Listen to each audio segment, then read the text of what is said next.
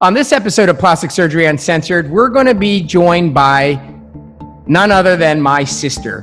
My sister, Terry, is going to be joining us, and she is a cancer survivor. And we're going to be talking about breast cancer survival, reconstruction, and everything there is to know about breast cancer. So you definitely want to join in. It's going to be a very, very informative episode. Welcome to another episode of Plastic Surgery Uncensored. I'm your host, Dr. Roddy Raban, and today we're going to have a very special episode because not only are we joined by someone who is going to give us a lot of insight and information, but this happens to be my sister. So my sister, Terry, is going to be joining us as she is now Terry, how many years are you cancer-free? 10. She's a 10-year double mastectomy breast cancer survivor, and I really wanted to have her on the show so that we can talk about breast cancer reconstruction, the interpersonal relationships, how it impacted her life, how it impacted her relationship, etc. Because as we all know, they say 1 in 8, 1 in 9, 1 in 7 women are going to be affected by breast cancer. Ironically, I had a conversation this morning with a dear friend of mine who's only 37, who's considering a double mastectomy. So it impacts everybody, and I think that there's no shortage of having good conversations. So welcome, Terry. Thank you for coming. Thank you. Thank you for having me. Awesome. Okay, so why don't we talk about breast cancer in general? So one of the things that I think your situation with breast cancer is unusual in that it highlights some very important factors. Number one, there's a misunderstanding or a misbelief that people who get breast cancer necessarily have a very strong family history of it. We have absolutely no family history of breast cancer. Do you know of anyone in our family who's had breast cancer in the immediate family? I do not. No. So here, this idea that, if my mother or my grandmother or my aunt or my sister has it, then that's the only way. No, she has no history of breast cancer in our family. Second thing, there's this notion that, I don't smoke, I don't drink, so it's unlikely to happen. Terry, do you smoke?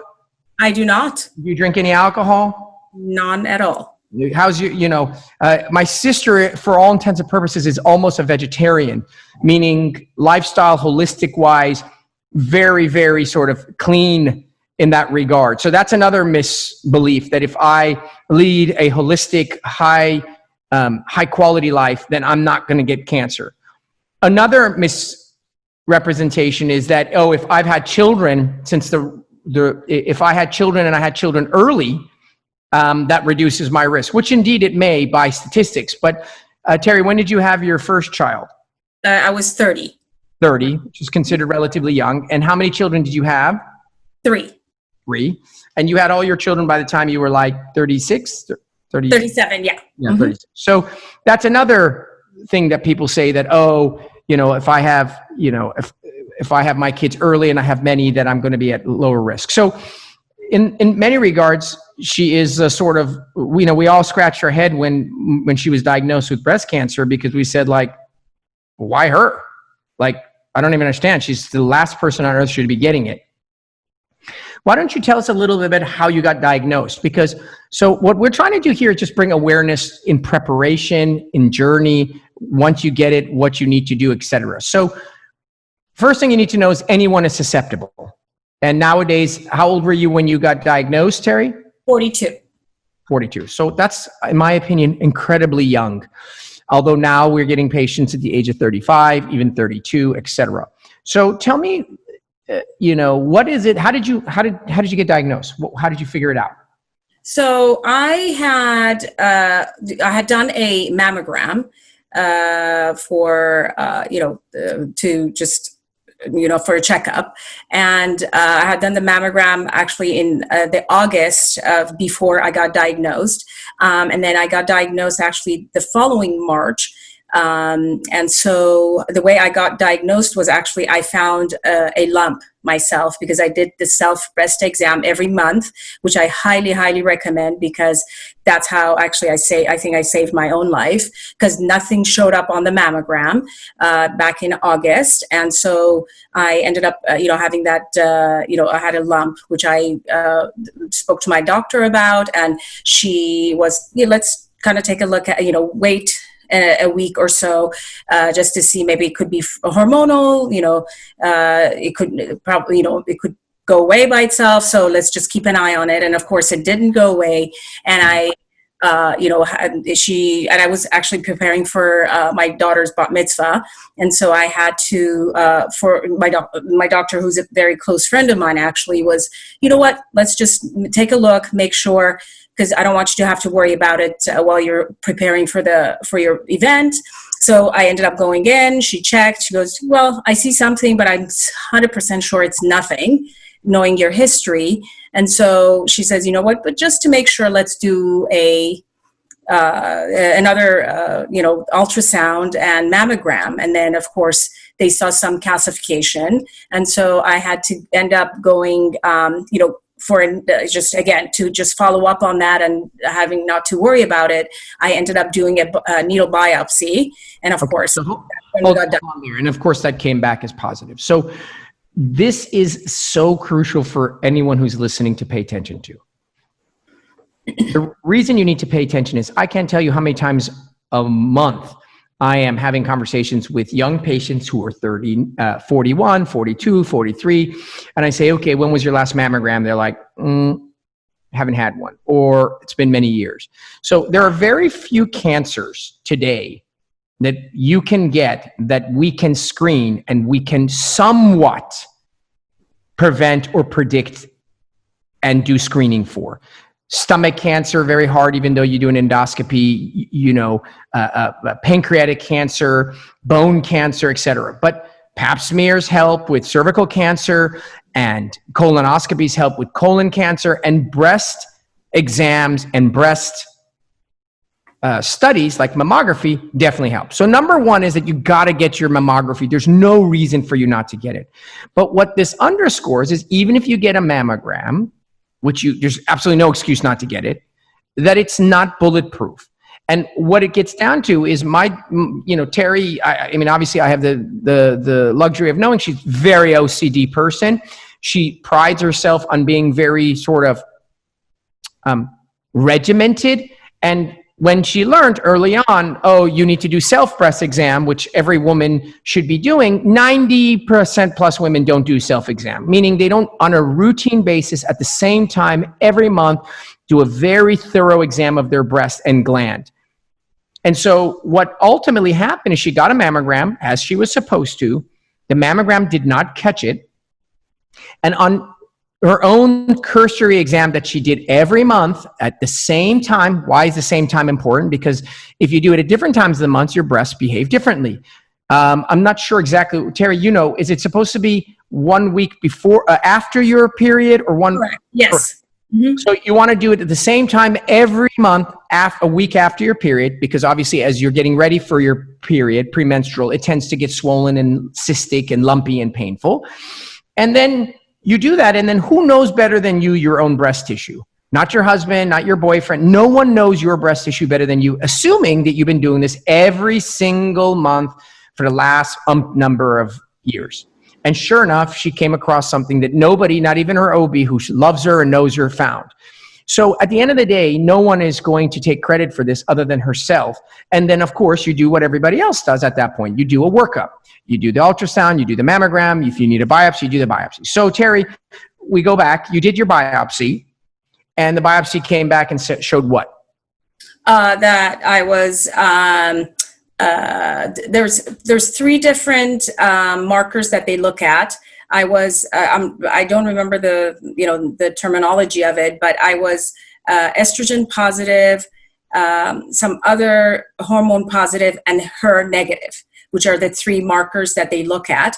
And of all the different types to have, I have the best one that would respond best to chemotherapy. Okay. So they did, and then what kind of breast cancer was it? Because there is ductal and there's lobular. There's ductal. Mine was ductal. And there's DCIS, which is considered precancerous, and then there's ductal invasive. So there's invasive and precancerous. So yours was ductal and DCIS, or was it invasive? Invasive. It had already gone into my ducts. Mm-hmm. Right. So you had invasive. So just listen, this is not going to be a lecture on breast cancer because that's not my area of expertise, but you need to know is that Breast cancers come in different cellular types. And then, of course, if you catch it early on, it's precancerous. And then if you catch it after it's already become cancer, it's called invasive. And then within that, there are different markers. And as we advance in the biology of breast cancer, we come to realize that some markers are more prognostic to do better and others. And thank God yours was pro. So, okay, you got the diagnosis. Obviously, the whole family was in freak out mode. And then, so what did you do? Did you run and stick your head in the sand? Did you just disappear? We know family members and friends of ours that were diagnosed with breast cancer who have sadly passed and died because once they were diagnosed, at that point, they did not respond to doing what needs to be done at the next phase. So what happened? What happened to you? Well, so I definitely needed a few days to digest. So that, and for me, that was, interesting time because I'm always on the run and doing things. So that those 2-3 days where I always say I was paralyzed from the diagnosis. But once I was able to get back up, I ended up, putting a plan in place as to what it is that I needed to do because I had 3 young children. My oldest was 13, and then a 9-year-old and a 6-year-old. So my maternal instincts kicked in overdrive, and I was thinking, what do I need to do in order to survive? So, of course, after that, we went to many, many, many doctors to understand what it is that I needed to do. I was given different plans, and ultimately it was my decision. I ended up doing a lumpectomy, and then ended up, the margins were not clear. So I ended up thinking, you know what, I'm just going to do a mastectomy. And then it was my choice to have a double mastectomy because there was a chance that I would be getting it in my other breast. And I was young enough where I did not want to have to worry about that. So I ended up doing that. And then the option of chemotherapy was also, I ended up, once I was in, doing my lumpectomy. Okay, I'm going to interrupt you for 1 second. Yes. So we can take this as piece by piece. So the first point is you get this horrific diagnosis, and this diagnosis is literally rocks your world. No matter who you are, what kind of background you have, what kind of surroundings you have, what kind of support you have, a diagnosis of this caliber is nothing more than just paralyzing. And then the question then becomes is how do you respond? Do you get back on the horse and figure out a plan of action, or do you let the fear and let the sadness and paralyze you into not doing what you need to do? And so whether that is that you harness the energy of your motherhood, whether it is because you have the will to survive, whether it is because you are a persevering person, the bottom line is that you did what you do when you were faced with problems. And that is you created a collective plan. You surround yourself with people that love you. You have family members and husbands and kids. And then you started this journey. And so we know people who, once they got the diagnosis, they went down some really bizarre paths. And everyone knows I'm all about all kinds of approaches, but I don't think treating breast cancer through holistic, homeopathic approaches is the right answer. And I think there is no question that in certain areas, I don't know, blood pressure, maybe a little bit of thyroid issues, it can help, but I wouldn't treat cancer with it. At any rate, we made a plan. So that's that. Once we made the plan, the next thing is you need to seek advice. And so we just did an episode with Dr. Tofi where we were talking about people who go and get one advice, like go to the first guy or first gal and they, you know what, you need a double mastectomy. Okay. No, not okay. No. You need to have several pieces of information. So what creates the team for a breast cancer patient? There are 3 members. There is your medical oncologist, there is your surgical oncologist, and there's your reconstructive surgeon. Each person is independent and cannot be deleted or non-existent. Your medical oncologist is the person, and your medical oncologist was incredible, was Dr. McAndrews. Correct. Your medical oncologist gives you statistics, tells you about chemo, potential radiation, and they really are your quarterback. Your surgical oncologist is the individual that removes the breast cancer. whether that's a lumpectomy, a mastectomy, a skin-sparing mastectomy, and all those options. And your plastic surgeon is the individual that you would come in and do any reconstruction if it's necessary. And in your instance, the first thing you did was, hey, this appears like this cancer is small, and it appears that it's in a favorable location. So I'm going to do a lumpectomy. I'm going to remove just the cancer and some healthy cells around it and get some radiation and call it a day. And when the pathology came back, it turned out that the margins were not positive, were not cleared, correct, Tara? Correct. The lumpectomy still, because you need to have a certain amount of a clear margin in order to be, for the surgeon to be happy with the results. And I did not have a big enough clear margin. So I had to either go back into having another lumpectomy or cleaning the margins or having the mastectomy. And you also had a sentinel lymph node. Correct. You also had your lymph nodes checked, and instead of them being negative, the first node was positive. Correct. Means that the cancer was very aggressive, albeit small, and that while we did not know the extent of how far it had spread. And if you do a lymph nodes and it's not present in the lymph nodes, we say the horse has not left the barn. But in your instance, the horse had already left the barn and it had entered into a lymph node, which changes the risk stratification. So after speaking to many, many doctors and whatnot, you decided the second time, rather than going and doing another lumpectomy, screw it, I'm going to do a mastectomy, which I do believe at the time was the right decision to do. So at that moment, didn't you have another, when they did you did your prophylactic, this other side at a later time, right, Terry? Correct, because the doctor wanted me to just kind of concentrate on the breast that had the cancer. Right. So we did the cancer surgery and they did the mastectomy, and they found inside that breast, there was another location where there was another cancer, correct? Correct. There was other areas, I think 1 or 2 areas that were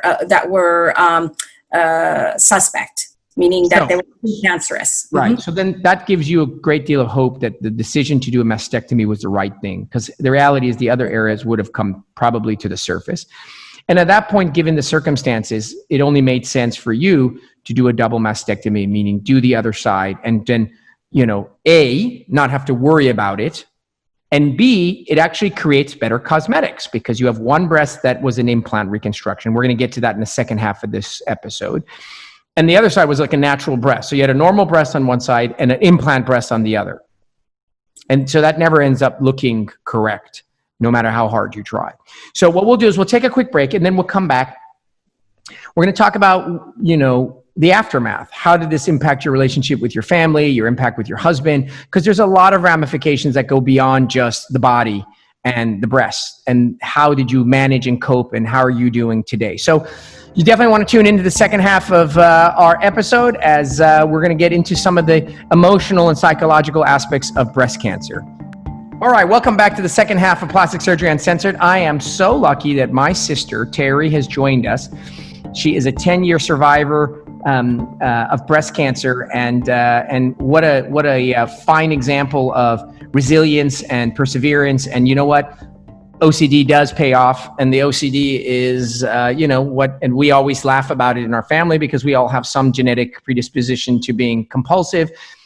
And in this instance, we can certainly say that it saved your life. So you ended up having a double mastectomy. Let's fast forward. You did an implant reconstruction. We had 2 guests here, 2 of my friends and colleagues, that we had a whole episode on breast cancer reconstruction. So we won't get into the details of why you chose that, but you did. So let's spend the second half talking about the emotional aspect. So let's just start out with you as an individual. You got the diagnosis, you were 42, you were married, you had 3 kids. How did the process go from beginning to end, and how did you, and tell me about your emotional journey as a person to where you are now?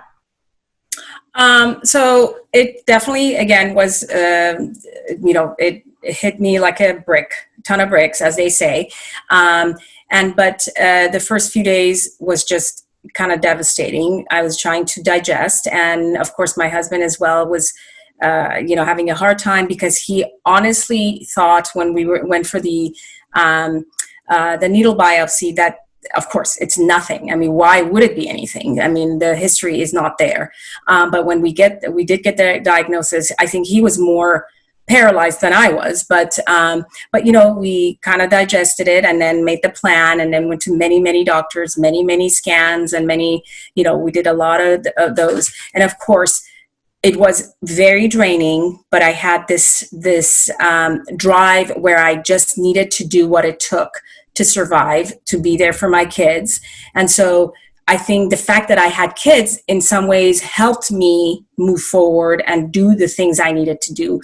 Whereas if I didn't have kids, I would probably be more depressed and just not wanting to, I would probably be set back quite a bit from time to time. But my kids just made me want to get better, do what it takes, kind of, get back on the horse, as they say. And the biggest thing for me was, again, the fact that I had kids helped. Was I tried really hard for them not to see me sick, because they were little and I didn't want them to ever think that they're going to ever lose their mom, or, what is wrong with mom. And so we came up with a plan with my husband where I would do my chemo during the week, so that by the end of the weekend where it hits, I would have my husband take care of the kids, so they won't see me not feeling well. And then, of course, again, they would go back to school during the, starting on Monday. So yes, that part of it was very emotional and very hard. And at times, I thought I kept it all together very well, but there were times where I just would, break down and not, and had to let it go and just not be so strong, and try and just have some release. And of course, I think there was an episode where I think, I don't know if Roddy remembers, but he came when I was thinking of the reconstructive portion of it. I was I never forget. I think Kevin, my husband, called Roddy and said, "Please come, because Terry's not doing well. And she needs your help, because she's thinking about the reconstructive portion of the journey, and she needs she's just having a hard time with it." And so Roddy came and we talked, and he made me feel so much better. And then of course I decided from there to do implants, because another option was to do flap. I'm not sure if you had mentioned that, Roddy, or not, but flap was to reconstruct based on your own tissues from your stomach or your back. But I decided against that. Roddy we talked, I spoke to Roddy about that, and I decided to go with the implants versus the flap. So yeah, and I think and you highlight so many issues, which is it's natural, and many patients who undergo this diagnosis have to recognize that it's going to be a journey. It's going to start out with denial, then it's going to get fear, then it's going to get anger, then it's going to, the same journey you go through. They call it the grievance, stages of grievance. And so you do the same thing when, God forbid, you lose a family member or whatnot. And it's the natural progression of coming to grips with such a difficult diagnosis. But the key to that is that you constantly give yourself the freedom to be in that stage. Like, you recognize, like, oh, wow, I'm really scared. Oh, wow, I'm really angry. Oh, wow, I'm really sad. And the thing I think that's crucial is to surround yourself with people that you love. So in your instance, you had a great husband, you had great family members, you have a great friends, you have great community. So that worked. But a lot of people are lonely, and they don't have that much resource. And so it's really important to find key components, key people to help you through the journey. So if it's your best friend, if it's a coworker or whatever, then, tell me about your relationship with your husband, because that's really a big deal, right? Because it's the A, I'm getting cancer. It's the B, that I'm a mom, but it's the C, that you were only 42. It's still a crucial part of your life. At the end of the day, breasts are part of your sense of self and beauty and attraction and whatnot. And how did your interaction with your husband go, and what kind of advice do you have to people who are in that place? Well, I must say, Kevin was amazingly supportive. If anything, if I was hard on myself, he was the one who would just say, you know what, you should just, not worry about that. Of course, like you said, the the look, of course, is as much as you don't want to sound shallow, it is a part of your body, the image that you of course fear that it's not going to be the same.